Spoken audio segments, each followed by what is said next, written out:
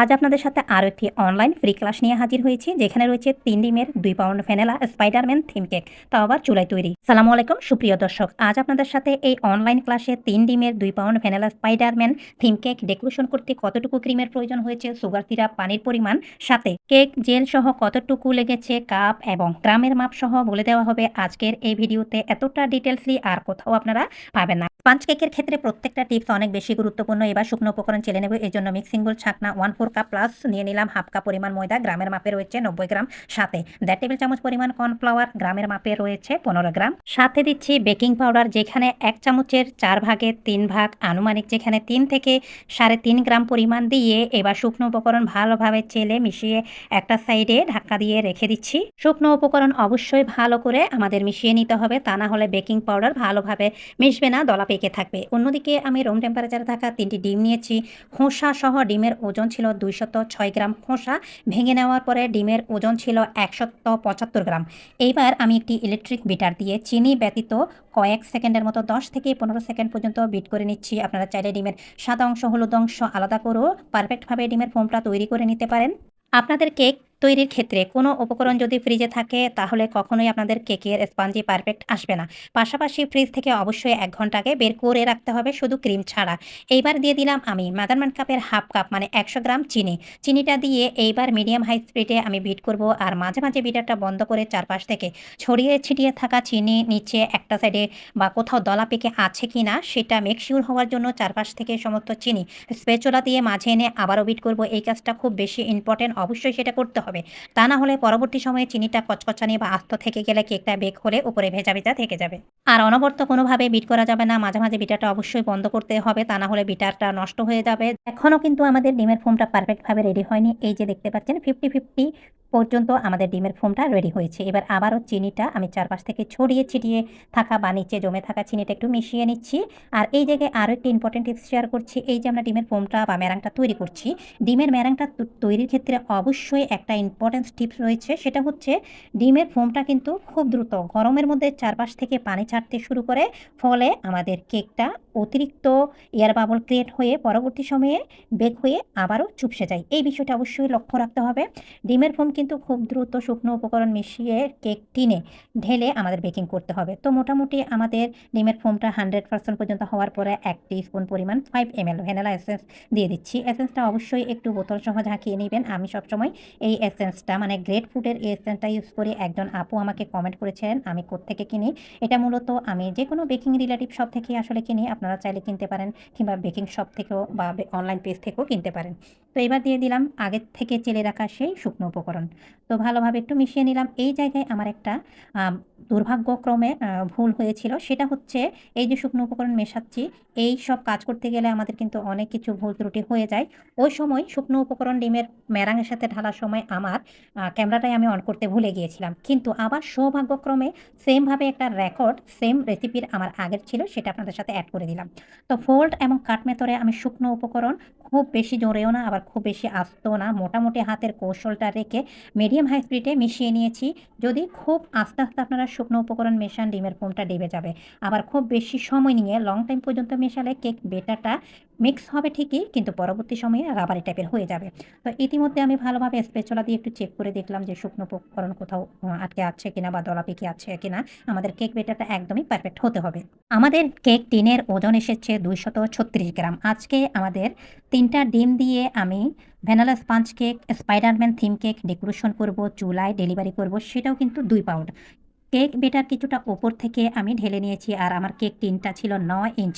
এর মধ্যে কি একটা বেকিং পেপার নিচে দিয়ে আলতোভাবে তেল দিয়েছি চারপাশে ছাড়া। কেক টিনের চারপাশে কখনোই তেল দিবেন না। এরই পাশাপাশি আমি আমার সব সময়ের হাঁড়িটা প্রিহিট করে একটি তারের স্ট্রেনার দিয়ে কেক টিনটা বসিয়ে হাই হিটে 1 মিনিট জাল করেছি। এরপরে চুলা জালটা কমিয়ে দিলাম। এদিকে আমরা ক্রিমটা এবার তৈরি করতে থাকি। এবার আমি 1 প্যাকেট ইনস্টা হুইপ ক্রিম নিয়েছি, যেটা বরফ ঠান্ডা অবস্থায় আছে। কিছুটা মানে 50-50 বরফ আর লিকুইড হয়েছে। ডিপ ফ্রিজে ছিল, যেটা 1 ঘন্টা আগে আমি বের করে রেখেছি।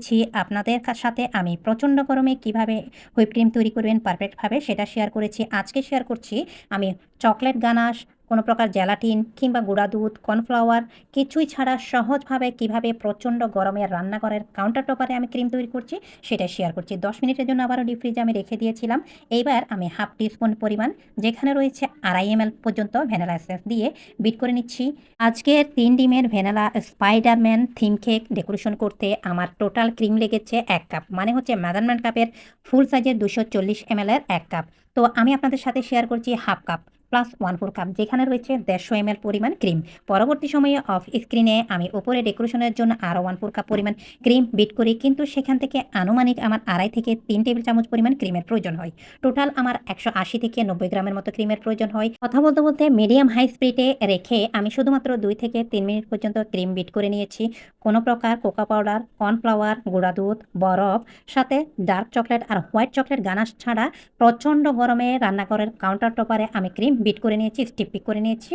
টোটাল আমি 85 থেকে 90% পর্যন্ত আলহামদুলিল্লাহ ক্রিমটা বিট করে নিয়েছি। কতটা স্মুথ আর পারফেক্ট হয়েছে আপনারা ভিডিওতে ডিসপ্লেতে দেখে নিশ্চয়ই বুঝতে পারছেন। A to Z এই ক্রিমের টিউটোরিয়াল অলরেডি আপনাদের সাথে শেয়ার করেছি, তারপরও আজকে আবারও শেয়ার করলাম। নর্মাল ফ্রিজে আমি ক্রিমটা রেখে দিলাম। এরই মধ্যে এই ফাঁকে আমাদের কেকটা আলহামদুলিল্লাহ 3 ডিমে আমরা 9 ইঞ্চ কেক টিনে বেক করেছিলাম। আমাদের কেকটা একদম পুরোপুরি কেক টিনটা ভরে গিয়েছে। টুথপিক দিয়ে চেক করে দেখলাম, টুথপিক ক্লিন এসেছে, একদমই পারফেক্ট হয়েছে আমাদের কেকটা, নরম তুলতুলে একদমই স্পঞ্জ কেক।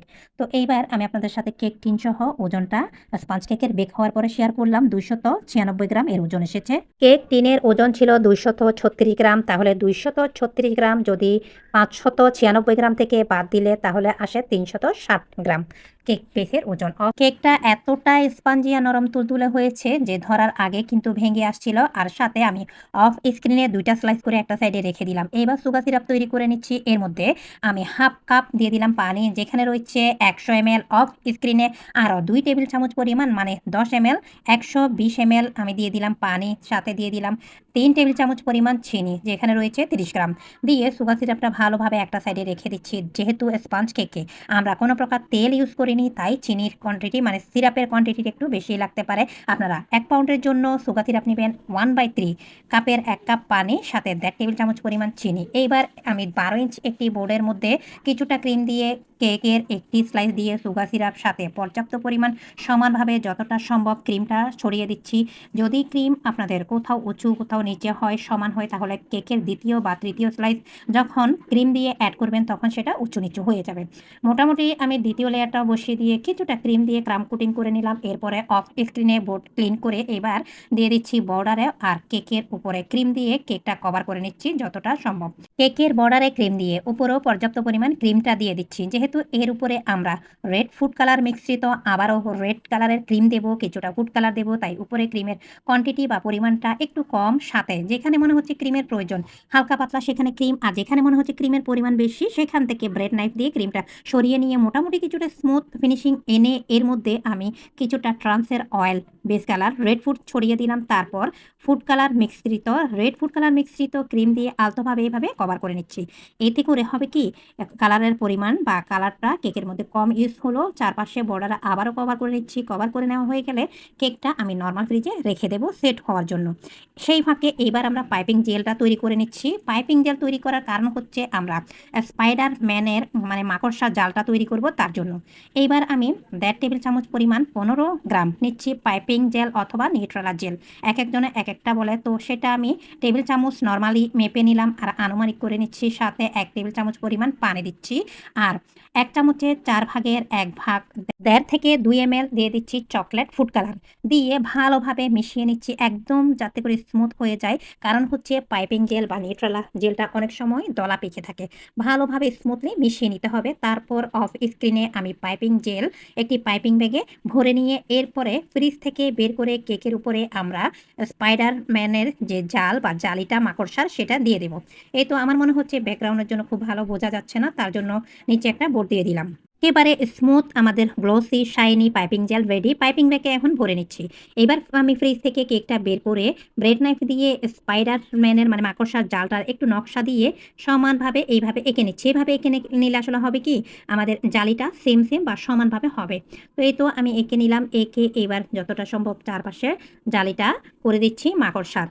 আজকে আপনাদের সাথে মাত্র ৩টি ডিম দিয়ে চুলায় তৈরি ভ্যানিলা স্পঞ্জ কেক, সেই কেক দিয়ে স্পাইডারম্যান থিম কেক। সাথে কতটুকু ক্রিম লাগবে, কতটুকু সুগার সিরাপ লাগবে, কতটুকু কালার লাগবে, পাইপিং জেল থেকে কেক বেসের ওজন A to Z খুঁটিনাটি সহ আপনাদের সাথে মোটামুটি একটা আইডিয়া দেওয়ার বা ধারণা দেওয়ার চেষ্টা করেছি, যাতে করে আপনারা সহজভাবে বিজনেস করতে পারেন। তো এই জায়গায় আরও একটি মজার কাজ করেছি, সেটা হচ্ছে আপনাদের সাথে আসলে শেয়ার না করলেই না।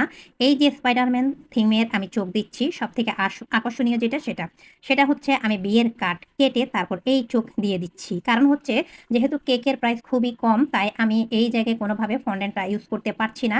তো আমি চেষ্টা করি সবসময় প্রত্যেক শ্রেণীর মানুষের কাছে কেকটা আসলে পৌঁছে দিতে বা প্রোভাইড করতে যার সামর্থ্য অনুযায়ী, যাতে করে কিনে খেতে পারে। তাই সবসময় প্রাইসটা রিজনেবল রাখার চেষ্টা করি। তো 1/4 কাপ পরিমাণ ক্রিম পরবর্তী সময়ে অফ স্ক্রিনে আমি বিট করে নিয়েছিলাম। সেখানে আমি ব্লু কালার দিয়েছিলাম কিছুটা, যেখান থেকে ক্রিমের প্রয়োজন হয়েছে আমার ২ থেকে ৩ টেবিল চামচ পরিমাণ।